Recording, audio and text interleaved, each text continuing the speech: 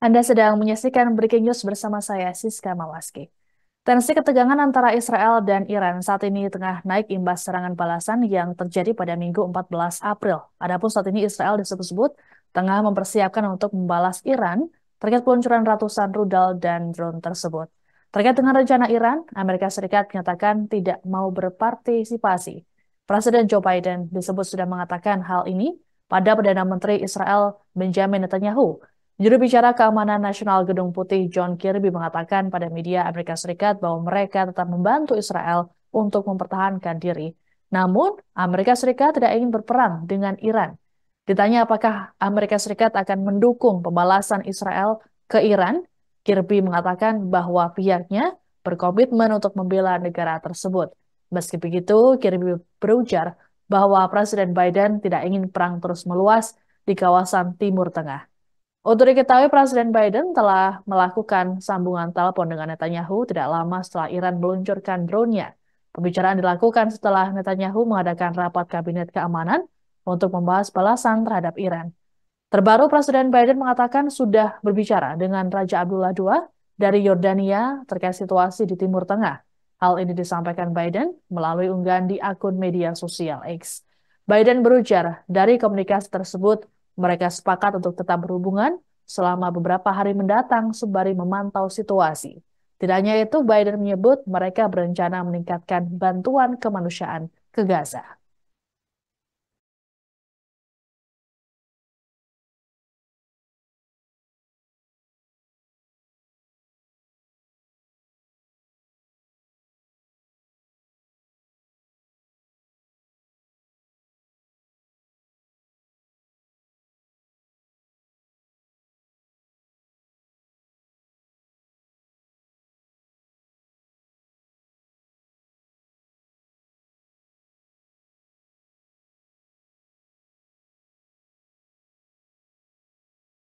Iran telah menyatakan bahwa serangan ke Israel telah berakhir setelah berhasil meluncurkan ratusan drone dan rudal pada Minggu 14 April.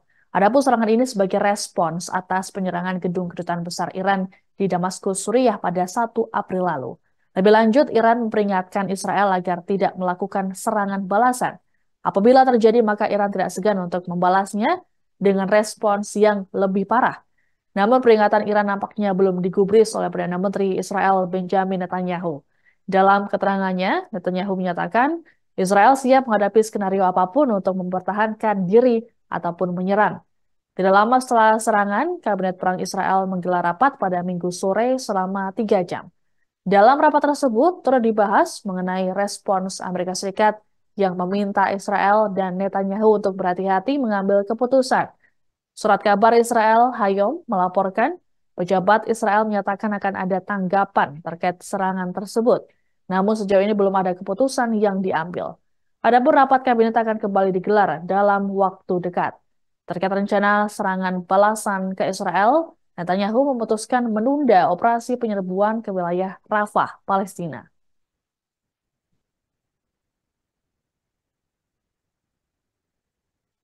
אזרחי ישראל, בשנים האחרונות, וביתר שאת בשבועות האחרונים, ישראל נערכת לאפשרות של תקיפה ישירה מאיראן. מערכות ההגנה שלנו פרוסות. אנחנו ערוכים לכל תרחיש, הן בהגנה והן בהתקפה.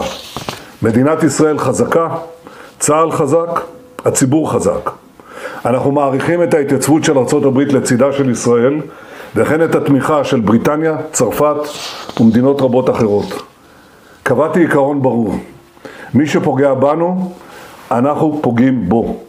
אנחנו נגן על עצמנו מול כל איום, ונעשה זאת בקור רוח ובנחישות. אני יודע שגם אתם, אזרחי ישראל, שומרים על קור רוח. אני קורא לכם לשמוע להנחיות פיקוד העורף. Konflik Iran-Israel yang memanas membuat PBB memberikan responsnya. Sekjen PBB, Antonio Guterres, dalam keterangan pada Minggu 14 April menyebut bahwa saat ini wilayah Timur Tengah di tengah ambang kehancuran. Untuk itu, Guterres meminta seluruh pihak agar menahan diri dan tidak terprovokasi dalam konflik ini. Menurutnya, konflik ini ujung-ujungnya mengancam masyarakat sipil di kedua negara.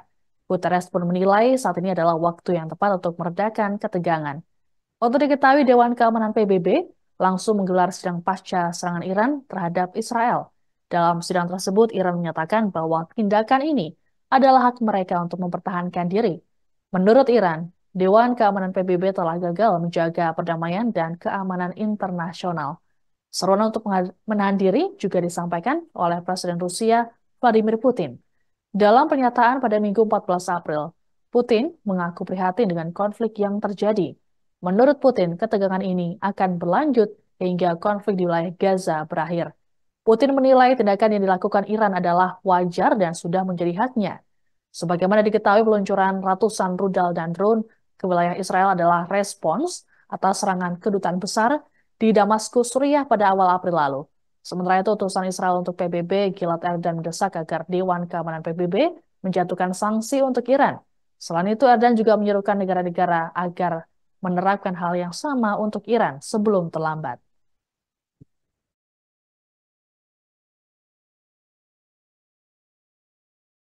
Principle of inviolability of diplomatic and consular premises and personnel must be respected in all cases, in accordance with international law, as I stated when condemning the 1 April attack on the Iranian consulate in Damascus. Madam President, it's time to step back from the brink. It's vital to avoid any action that could lead to major military confrontations on multiple fronts in the Middle East. Civilians are already bearing the brunt and paying the highest price. And we have a shared responsibility to actively engage all parties concerned to prevent further escalation. As the Friendly Relations Declaration of 1970 states, acts of reprisal involving the use of force are barred under international law. We have a shared responsibility. Principle of inviolability of diplomatic and consular premises and